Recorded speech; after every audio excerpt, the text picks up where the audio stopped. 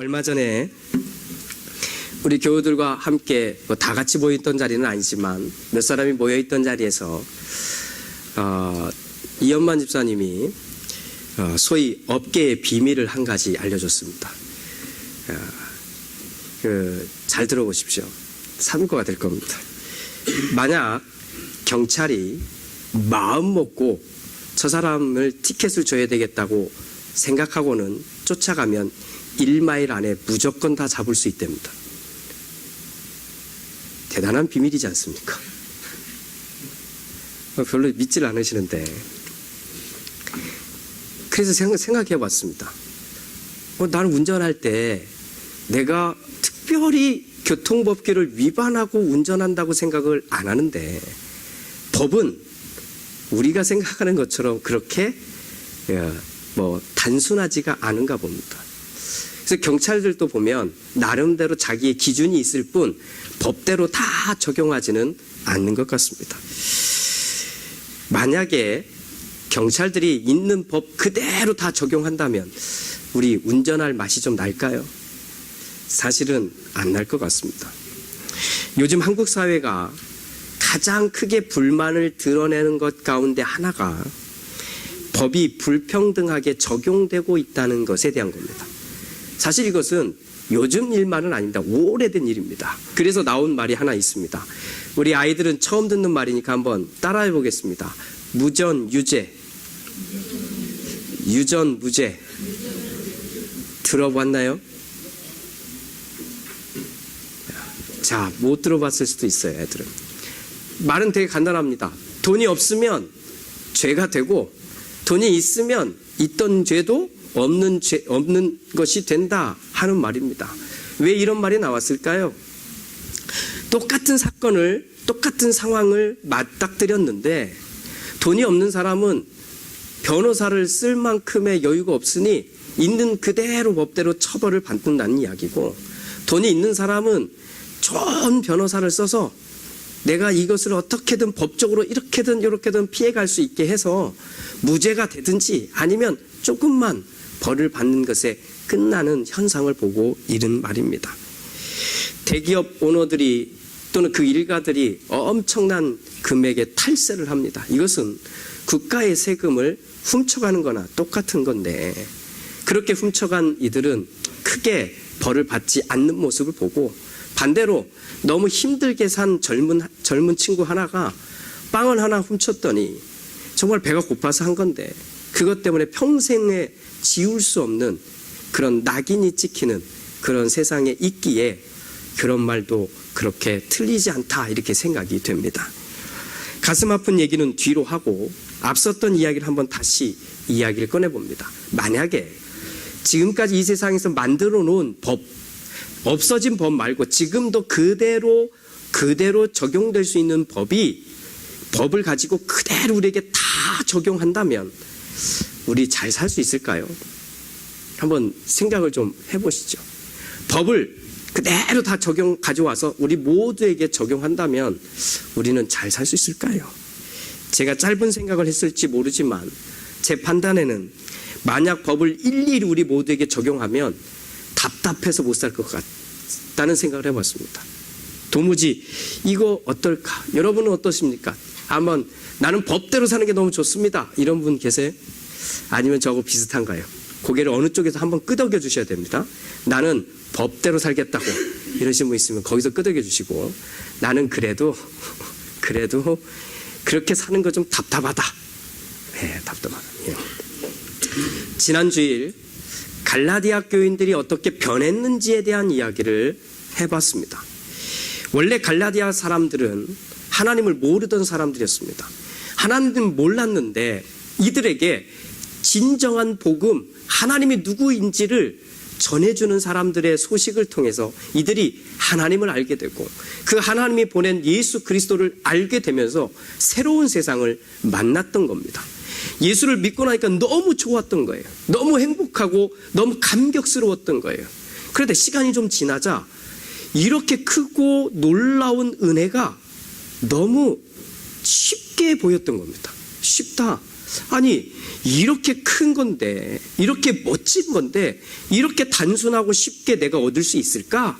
라는 생각을 갖게 됐는데, 그때 마침 아주 경건하게 종교인의 삶을 살았던 유대인들이 이 갈라디아 지역에 들어오게 됩니다.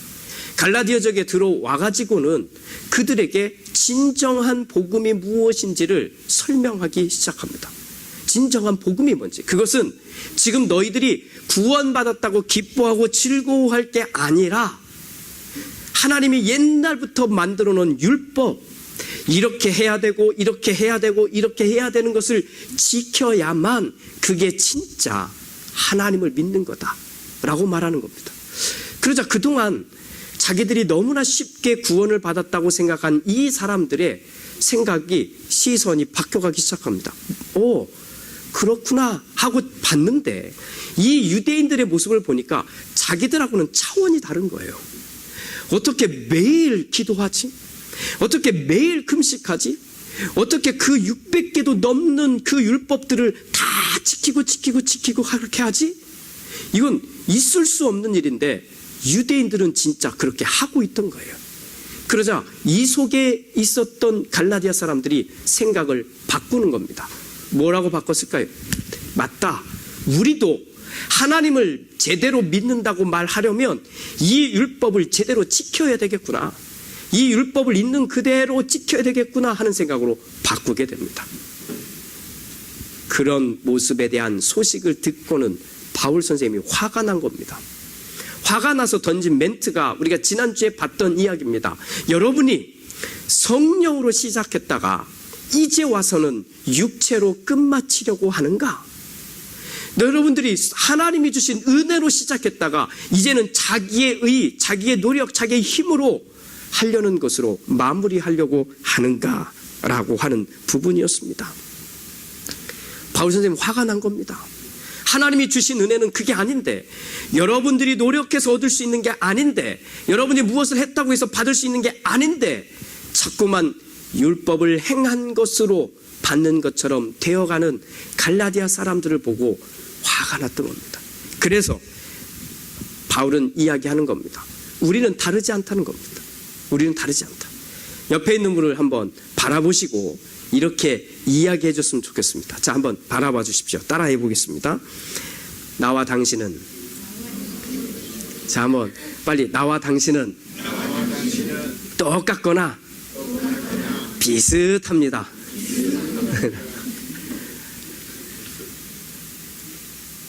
왜 이렇게 했을까요? 우리는 우리가 가지고 있는 기준이 나름대로 있어서 나보다 조금만 잘하면 뭔가 차원이 다른 사람처럼, 또 나보다 조금만 못하면 나보다 한참 밑바닥에 있는 사람처럼 생각하려는 습관이 있습니다. 그런데 하나님의 눈에 볼 때는 우리 모두가 똑같은 죄인이고 똑같이 부족하고 똑같이 실수투성이라는 이야기를 하고 있는 겁니다.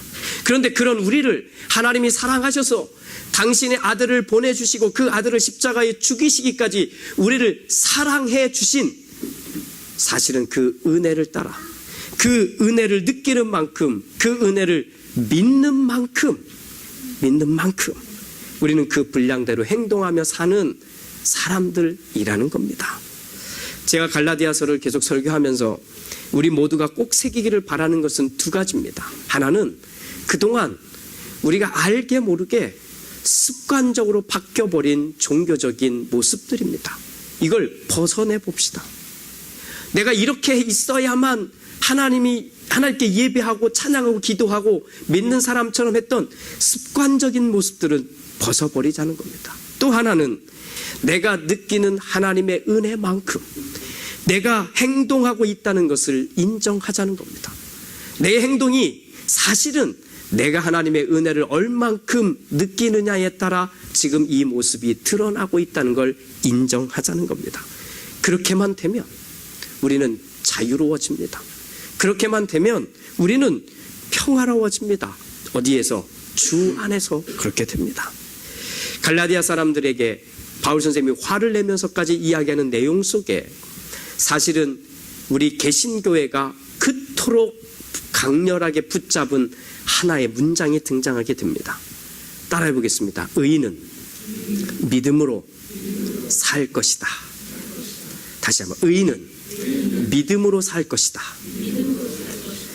이 말은 바울 선생님이 그토록 외쳤던, 그것을 줄여서 이신칭의, 이신득의라고 하는 구원의 원리를 설명해 주고 있습니다. 믿는 것 외에는 어떤 방법으로든 구원을 받을 수 없다는 겁니다. 믿음으로만 구원받을 수 있고 믿음으로만 의롭다 함을 인정받을 수 있다는 이야기입니다. 그런데 이 의인은 믿음으로 살 것이다 라는 이야기는 사실은 구약 성경인 하박국서에 등장하는 말씀입니다. 이 말씀을 좀 이해해야 이 말이 무슨 말인지 좀 더 이해가 될 것 같습니다. 하박국이라고 하는 분은 선지자입니다. 하나님을 바라보고 하나님의 뜻을 담아서 전달하는 선지자인데, 사실은 하박국 선지자가 하나님에 대해서 불만이 크게 두 가지가 있었던 겁니다. 오늘 그 구약 이야기를 좀 펼쳐보겠습니다. 하박국 선지자가 살았던 시대를 바라보면서, 앞에 놓여진 세상을 바라보면서 두 가지 하나님에 대해서 불만이 있는 겁니다. 세상에 대한 불만이 아니라 하나님에 대한 불만을 가졌던 겁니다. 첫째는 하나님을 믿는다고 말하는 이스라엘 사람들이 모여 살고 있는 예루살렘을 보고 불만을 가진 겁니다. 무슨 말이냐면, 이스라엘은 하나님이 주신 율법이 중심이 되는 나라입니다. 그런데 그 사람들이 더 중심으로 모여 있는 도시가 예루살렘인데, 이 예루살렘이 율법이 적용되고 있지 않다고 본 겁니다. 만약에 율법을, 하나님이 만드신 율법을 그대로 적용하면 얼마든지 이 예루살렘이 망하지 않고 타락하지 않고 죄를 짓지 않을 수 있는데, 율법을 제대로 하나님이 적용하고 있지 않다는 겁니다. 만약 하나님이 율법을 어기는 사람이 있으면 그 즉각 심판하고, 율법을 잘 지키는 사람이 있으면 그 즉각 복을 주시면, 이런 일이 지금 예루살렘에서 일어난 일들이 일어나지 않을 거라는 겁니다. 그런데 왜 하나님은 당신이 만들어 놓은 율법을 왜 적용하고 있지 않습니까? 라고 불만을 가진 겁니다. 오늘 우리로 이야기하면 이렇습니다. 만약에 주의를 지키지 않으면 하나님이 사업을 망하게 한다고 하면 주의를 지키겠죠? 잘 안 되세요? 막 11조를 안 하고 헌금을 안 하고 그러면 하나님이 병들게 만들면 11조 할까요? 안 할까요? 할 겁니다. 하박국 선지자는 이게 불만이었던 겁니다. 하나님이 법을 만들어 놨으면 그 법대로 적용을 시키기만 하면 몇몇 사람들만 본보기가 될 것이고, 그 몇몇 사람들만 그렇게 심판을 받으면 나머지 사람들은 다 율법을 제대로 지킬 수 있지 않겠느냐. 그런데 정작 왜 하나님은 하시지 않습니까? 라고 하는 불만이었습니다. 두 번째 불만은 밖의 세상을 바라보고 생긴 불만이었습니다. 밖의 세상은 사실은 바벨론이라고 하는 나라입니다. 바벨론은 하나님을 믿지 않는 나라입니다. 그런데 하나님이 선택한 이스라엘이 좀 잘못했다고 치려고 하나님을 믿지 않는 바벨론을 들어서 쓰겠다고 하니까 불만이 생긴 겁니다. 하나님은 악하고는 같이 계실 수 없는 분이잖아요. 하나님은 악하고 거래할 수 없는 분이잖아요. 그런데 어떻게 하나님의 백성을 치시려고 하나님을 전혀 모르는 이 악의 세력인 이 바벨론을 들어서 친다는 게 말이 됩니까? 이러고 따진 겁니다. 그러면 왜 하박국 선지자는 이런 생각을 했을까요? 하박국 선지자는 사실은 지금 이스라엘이 아무리 나쁘게 가더라도, 아무리 죄를 짓더라도 이 중에는 하나님의 말씀을 지키고 율법을 지키며 선하고 착하게 살려고 하는 사람들이 얼마든지 있다고 믿었던 겁니다. 그러니까 하박국 선지자 입장에서는 좀 하나님이 법대로 다 심판해도 남는 사람들이 분명히 있고, 이 사람들만 있으면 예루살렘은, 또 이스라엘은 하나님이 얼마든지 건져낼 수 있을 뿐만 아니라 저 악의 세력인 바벨론이 아무리 공격한다고 하더라도 그들 손에서 건져내실 거라고 믿었기 때문입니다.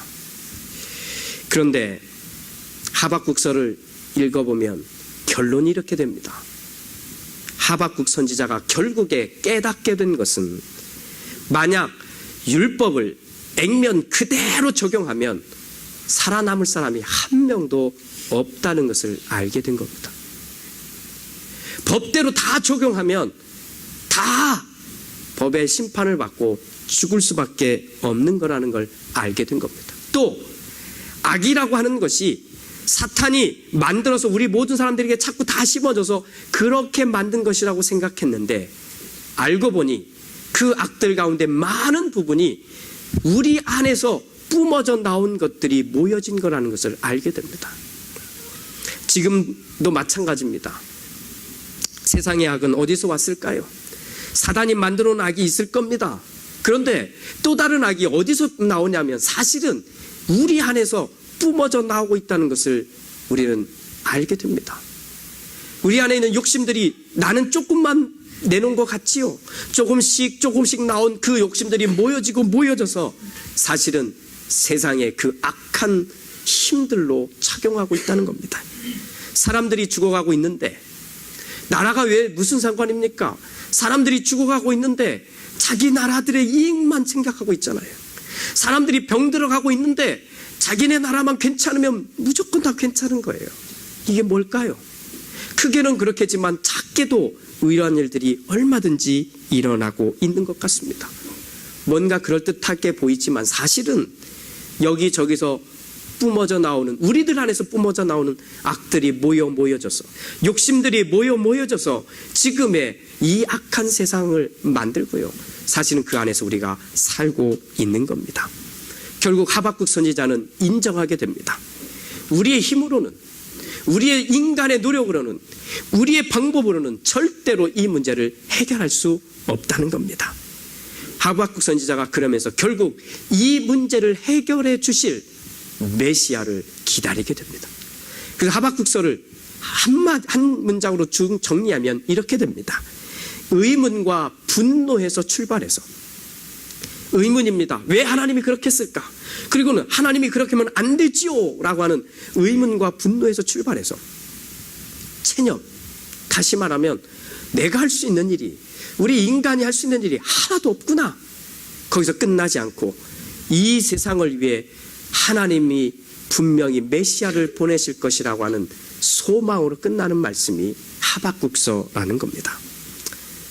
사랑하는 성도 여러분, 하나님이 분명히 계시는데 왜 이렇게 제대로 신앙생활하거나 믿음 생활하는 사람들을 찾아보기가 어려운 것일까요?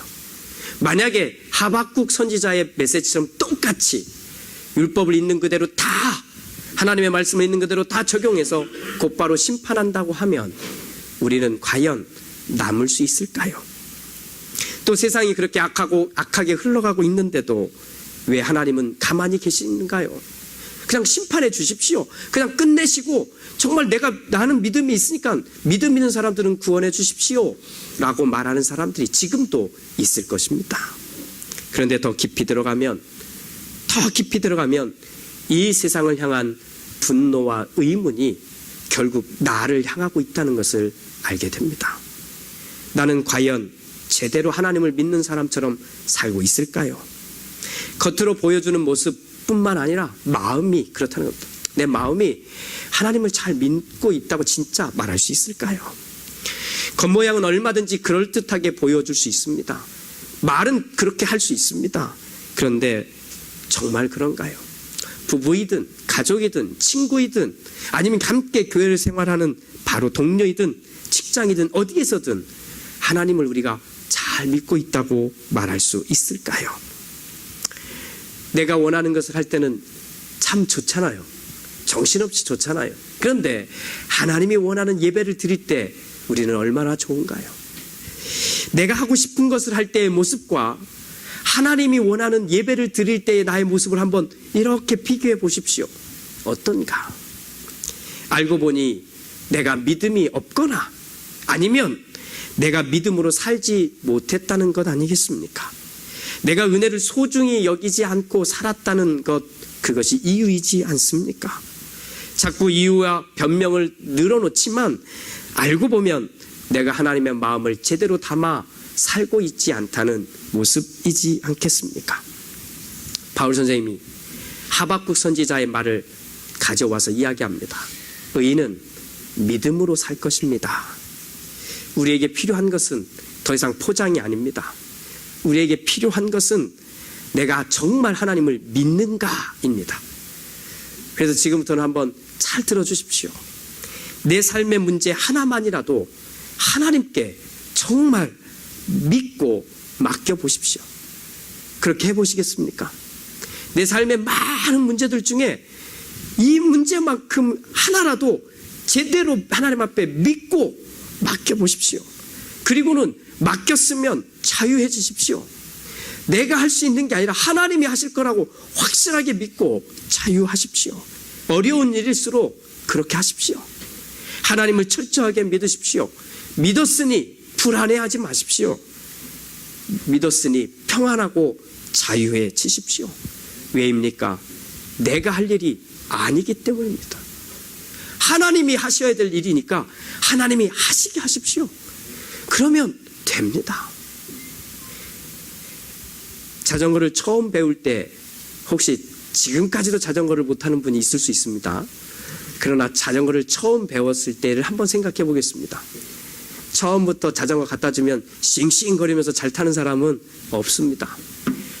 대부분이 다 이런 장면을 생각해 볼 수 있습니다.